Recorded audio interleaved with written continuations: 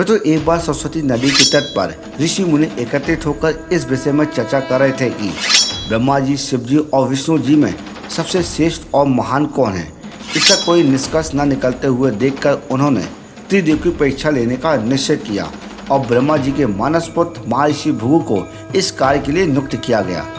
महर्षि भृगु सर्वप्रथम ब्रह्मा जी के पास गए और उन्होंने ना तो प्रणाम किया और ना ही उनकी स्तुति की। ये देखकर ब्रह्मा जी को क्रोध आ गया और क्रोध की अधिकता से उनका मुख लाल हो गया, लेकिन फिर भी ये सोचकर कि ये उनके पुत्र हैं, उन्होंने हृदय में उठे क्रोध के आवेग को विवेक और बुद्धि में दबा लिया। तो ब्रह्मा जी से मिलने के बाद महर्षि भृगु कैलाश गए।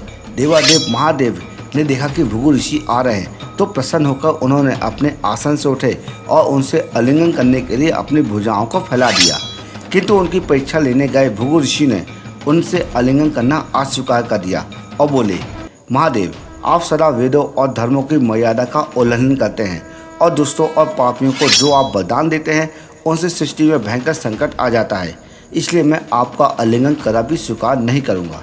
उनकी ये बात सुनकर भगवान शिव क्रोध में तिलमिला उठे।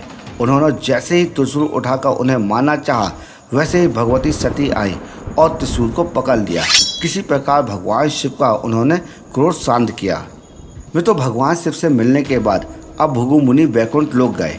उस समय भगवान विष्णु देवी लक्ष्मी की गोद में सिर रखकर लेटे हुए थे। भृगु ने जाते ही उनके सीने में तेज लात मारी।